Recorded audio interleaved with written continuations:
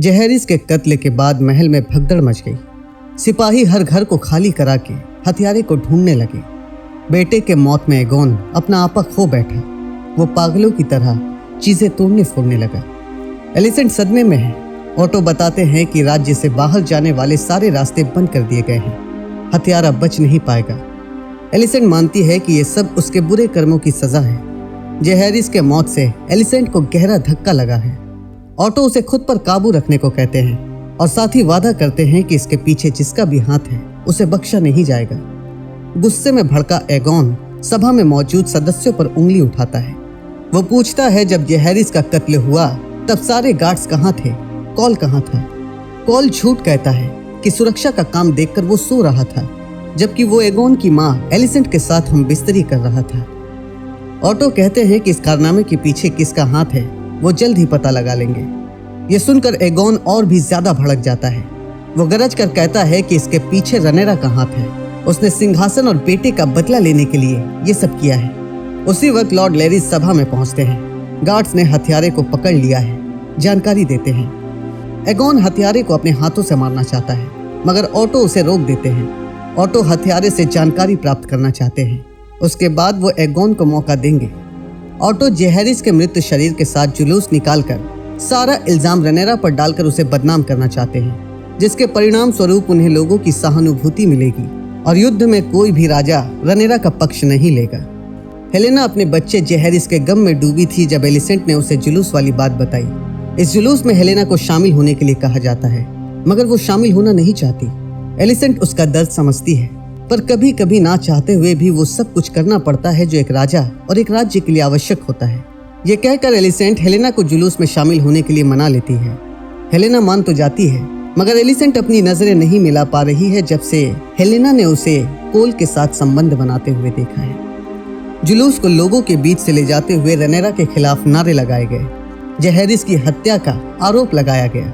बच्चे के मौत पर पूरे राज्य के लोग हेलेना को दिलासा तो रनेरा को बद्दुआएं दे रहे थे। ये खबर ड्रैगनस्टोन में रनेरा तक पहुंचती है। वो हैरान होती है ये बेतुका इल्जाम सुनकर। बच्चा खोने का दर्द उससे बेहतर कोई नहीं जानता। भरी सभा में वो ऐसा कभी कर नहीं सकती, अपना पक्ष रखती है। तभी रेनिस का ध्यान डेमन पर जाता है। वो चुप बैठा सबसे नजरें चुरा रहा था। रनेरा समझ जाती है कि ये सब किया धरा डेमन का है। डेमन कहता है वो लुक का बदला लेना चाहता था, पर उसने हथियारे को एमंड को मारने के लिए भेजा था, ना कि बच्चे को। रनेरा मानने लगी है कि डेमन बस ऊपरी दिखावा कर रहा है, अंदर से वो अब भी सिंहासन पाने के लिए मचल रहा है। इस बात पर नाराज होकर डेमन ड्रैगनस्टोन को छोड़कर कहीं दूर चला जाता है। कहानी आगे बढ़ती है। कोल एरिक से जब जहरीस का कत्ल हुआ तब वो कहाँ था पूछता है। एरिक बताता है कि उस वक्त वो एगोन की सेवा में था। एरिक का एक जुड़वा भाई है जो किंग्स लैंडिंग को छोड़कर ड्रैगनस्टोन रनेरा के पक्ष में चला गया है। कोल इल्जाम लगाता है कि एरिक ने अपने गद्दार भाई के साथ मिलकर जहरीस के कत्ल को अंजाम दिया है। एरिक कहता है कि यह सच नहीं है। अगर ऐसा होता तो वो भी अपने भाई के साथ ड्रैगनस्टोन चला जाता। कोल उसे अपनी वफादारी साबित करने को कहता है। जैसे हथियारे भेजकर जहरीस का कत्ल किया गया, वैसे ही एरिक को ड्रैगनस्टोन जाकर रनेरा का कत्ल करने के लिए कहा जाता है। एरिक के पास दूसरा कोई चुनाव नहीं था। अगर उसने ये आदेश नहीं माना तो पूरी जिंदगी उसे गद्दार होने का बोझ उठाना पड़ेगा। इसलिए कोल की बात मानकर वो ड्रैगनस्टोन के लिए रवाना हो जाता है।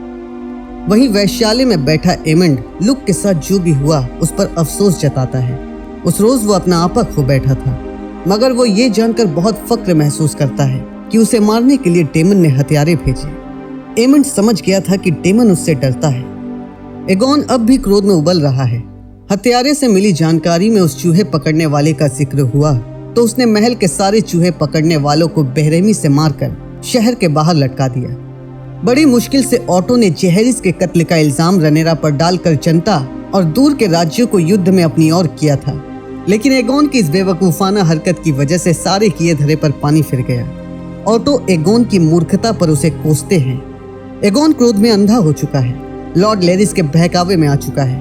वो ऑटो को बर्खास्त कर देता है और उसकी जगह कोल को दे देता है। एगोन तबाही की ओर चल पड़ा है, ये मन ही मन कहकर ऑटो अपना पद छोड़कर चले जाते हैं। डेमन ने रेड कीप की जानकारी के बदले मसायरा यानी व्हाइट वुम को आजाद करने का वादा किया था। झगड़े के बाद डेमन ड्रैगनस्टोन छोड़कर चला गया, इसलिए रनेरा मिसायरा को आजाद करके उसके किए वादे को निभाती है। ड्रैगनस्टोन से निकलते वक्त मिसायरा के पैर एकदम से थम जाते हैं। वो एरिक को देख लेती है। एक एरिक तो अंदर है, फिर ये दूसरा कौन है? वो समझ जाती है कि ये रेड कीप का एरिक है। रनेरा अपने कक्ष में आराम फरमा रही थी। एरिक बड़ी होशियारी से गार्ड्स को बेवकूफ बनाकर महल के अंदर घुसाता है। इस बीच उसकी नजरें अपने जुड़वा भाई पर भी पड़ी, जिससे बचते हुए वो रनेरा के कक्ष तक पहुंच जाता है। रनेरा उसे अपना एरिक समझकर धोखा खा जाती है, लेकिन वो रनेरा को मार पाता उससे पहले ही दूसरा भाई पहुंच जाता है। दो की लड़ाई में एक को तो मरना ही था। रेड कीप का एरिक मारा जाता है। गार्ड्स और रनेरा अब भी दुविधा में थे कि कौन सा एरिक मारा गया है। दोनों भाई दो जिस्म एक जान थे। भाई के हाथों भाई की मौत हो गई, इसलिए दूसरे ने भी अपनी जान दे दी। ऑटो राज्य छोड़कर जा रहे हैं।